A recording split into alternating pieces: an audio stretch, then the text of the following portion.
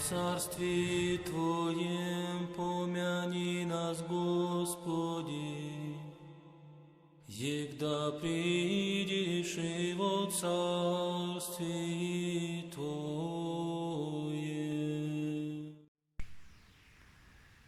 От Марка Святое Евангелие чтим. Внимание! Иисус, подозвав 12, опять начал им говорить о том, что будет с ним. Вот, мы восходим в Иерусалим, и Сын Человеческий будет предан первосвященникам и книжникам, и осудят его на смерть, и предадут его язычникам, и поругаются над ним, и будут бить его, и оплюют его, и убьют его, и в третий день воскреснет. Тогда подошли к нему сыновья Завидеевы, Иаков и Иоанн, и сказали: «Учитель, мы желаем, чтобы ты сделал нам, о чем просим». Он сказал им: «Что хотите, чтобы я сделал вам?» Они сказали ему: «Дай нам сесть у тебя, одному по правую сторону, а другому по левую в славе твоей». Но Иисус сказал им: «Не знаете, чего просите? Можете ли пить чашу, которую я пью, и креститься крещением, которым я крещусь?» Они отвечали: «Можем». Иисус же сказал им: «Чашу, которую я пью, будете пить, и крещением, которым я крещусь, будете креститься. Отдать сесть у меня по правую сторону и по левую не от меня зависит, но кому уготовано». И слышав, 10 начали негодовать на Иакова и Иоанна. Иисус же, подозвав их, сказал: «Вы знаете, что почитающиеся князьями народов господствуют над ними, и вельможи их властвуют ими. Но между вами да не будет так. А кто хочет быть больше между вами, да будет вам слугою. И кто хочет быть первым между вами, да будет всем рабом. Ибо и Сын Человеческий не для того пришел, чтобы ему служить, но чтобы послужить и отдать душу свою для искупления многих. Слава тебе, Боже наш, слава тебе!» Слово в пятое воскресенье Великого Поста и праздник Благовещения. Во имя Отца и Сына и Святаго Духа. В евангельском чтении, которое предлагает нам Церковь, евангелист Марк показывает нам диалог между Иисусом и его учениками. И этот диалог весьма драматичен. Посмотрите, Господь говорит им, что Сын Человеческий будет предан первосвященникам и книжникам, что они осудят его на смерть, что будут издеваться над ним, оплюют его и, в конце концов, убьют его. И что же отвечают апостолы? Они ничего не понимают, потому что в их представлении Мессия – это истинный царь Израиля, который должен прийти в Иерусалим, занять трон Давида. И они сами уже начинают делить места возле этого. Господь пророчествует о себе. Он говорит о своем воскресении, но апостолы как будто его не слышат. И вот, несмотря на это, Христос терпеливо их учит не искать первое место, но брать пример со своего учителя, который пришел не для того, чтобы ему служить, но чтобы служить и отдать свою жизнь за спасение. К сожалению, и мы сегодня мало что понимаем из того, что происходит в мире. Посмотрите, одних поразил страх, Другие, напротив, ждут, когда скорее закончится этот срок запрета, эта пандемия, чтобы вернуться к обычной жизни, чтобы восстановить все разрушенные планы. Парадокс нашей веры заключается в том, что Господь порой говорит с нами иным образом, через болезни и страдания. И первое, что мы должны сделать сейчас в наше время, это хорошо поразмыслить над этими сообщениями Божьими. Мы должны узнать в них знаки Божьего присутствия.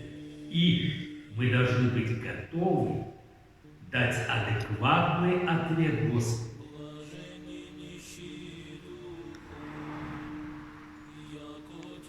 Где мы должны взять пример?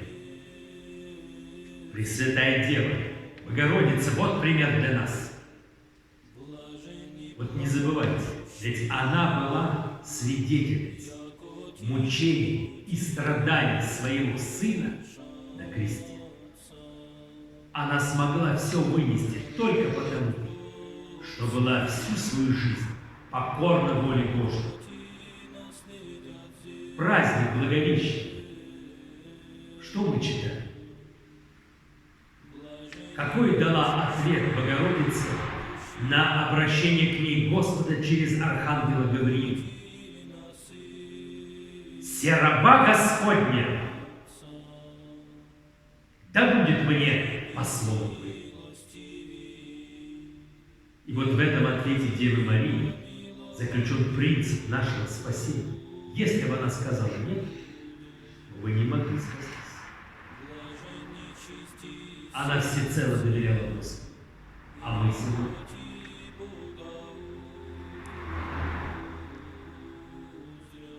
Верим ли мы, что Бог бесконечно любит нас и желает для нас только лучше, несмотря на то, что ситуация наша весьма драматична, несмотря на то, что разрушены наши планы, несмотря на то, что мы разочарованы и недовольны? Давайте не будем поддаваться в ловушку лукавого, который как бы уговаривает нас не доверять Богу в этот момент. Вместо этого давайте вспомним и подумаем обо всех маленьких, благих вестях, которые мы получаем от Бога каждый день, обо всех «да», которые Он просит нас сказать на Его призыв. И давайте будем молиться Пресвятой Богородице и учиться у нее доверять Господу.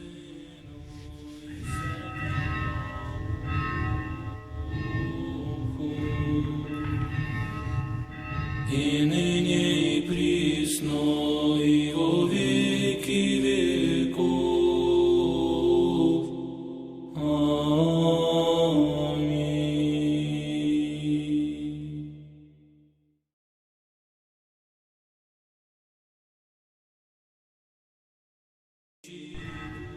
Lecture du Saint-Évangile selon Saint Marc.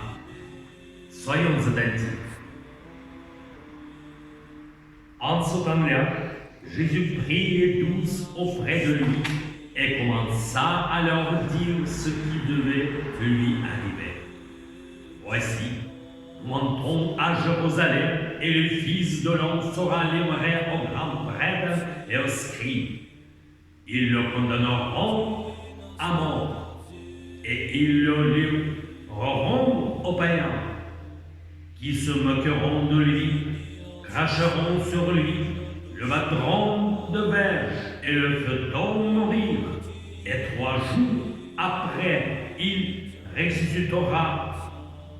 Les fils de Zébédée, Jacques et Jean, s'approchèrent de Jésus et lui dirent: Maître, nous te prions de nous accorder ce que nous te demandons. Il leur dit: Que voulez-vous ce que je fasse pour vous? Accorde-nous, lui, dire-t-il, d'être assis l'un à ta droite et l'autre à ta gauche quand tu seras dans ta gloire? Jésus leur répondit, vous ne savez ce que vous demandez. Pouvez-vous boire la coupe que je dois boire ou être baptisé du baptême dont je dois être baptisé? Nous le pouvons, dirent-ils. Et Jésus leur répondit, il est vrai que vous boirez la coupe que je dois boire et que vous serez baptisés du baptême dont je dois être baptisé. Mais pour ce qui est d'être assis à ma droite ou à ma gauche, cela n'en dépend pas de moi et n'en sera donné qu'à ceux à qui cela est réservé. Les 10, ayant entendu cela, commencèrent à s'indigner contre Jacques et Jean. Jésus les appela et leur dit, vous savez que ce qu'on regarde comme les chefs des nations les tyrannifient et que les grands les dominent. Il n'en est pas de même au milieu de vous, mais quiconque veut être grand parmi vous, qu'il soit votre serviteur, et quiconque veut être le premier parmi vous, qu'il soit l'esclave de tous. Car le Fils de l'homme est venu, non pour être servi, mais pour servir et donner sa vie en rançon pour les multitudes. Gloire à toi, notre Seigneur, gloire à toi. Voici mes paroles pour les 5e dimanche du Carême et pour les fêtes de l'Annonciation. Au nom du Père, du Fils et du Saint-Esprit.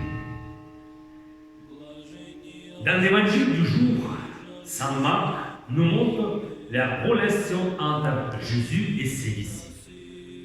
Il se passe quelque chose de dramatique. Le Seigneur leur dit que le Fils de l'homme sera livré aux grands prêtres et aux scribes.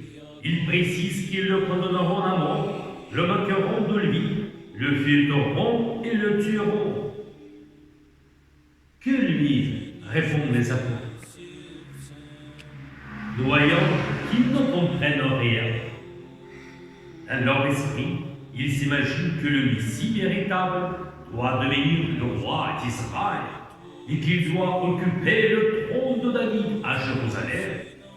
Ils commencent d'ailleurs déjà à se partager la place autour du trône. Quand le Christ revêtit sur lui-même, il annonce sa résurrection, mais les disciples ne l'entendent pas. Malgré cela, Jésus leur annonce et leur apprend avec patience de ne pas chercher la première place, mais de servir les autres comme le fait leur maître. Il est venu non pour être servi, mais pour servir et donner sa vie en rançon pour les multitudes. Malheureusement, aujourd'hui, nous ne comprenons pas non plus ce qui se passe dans le monde. Certaines personnes sont frappées par la peur, d'autres attendent la fin de la pandémie pour revenir à la vie habituée, rétablir les plans sur l'avenir.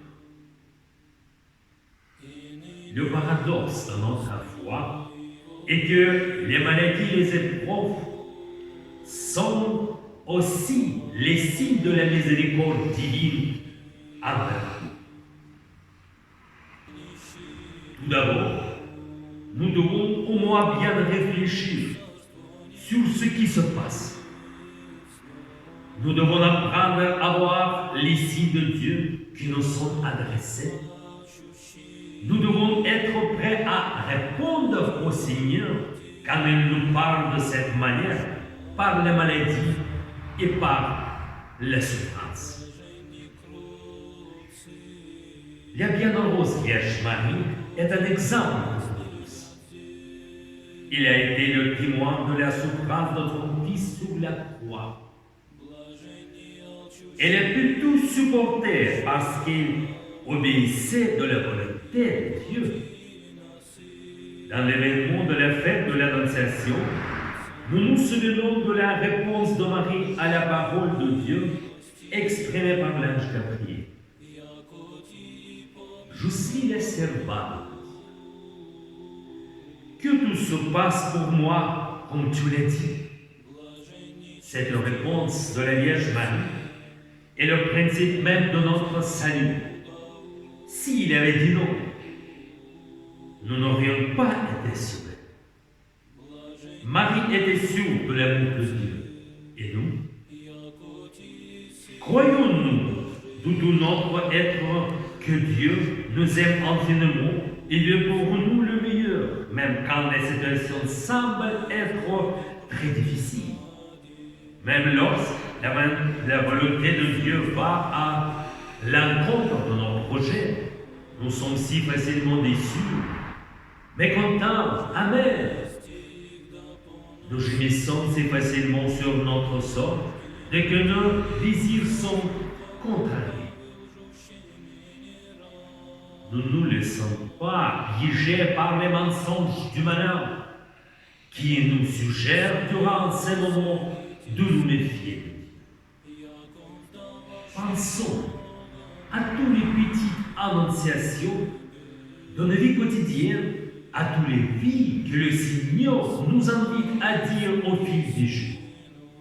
Demandons à la Vierge Marie de nous apprendre cette confiance inconditionnée qui voit dans tout appel de Dieu au dessein d'amour. Amen.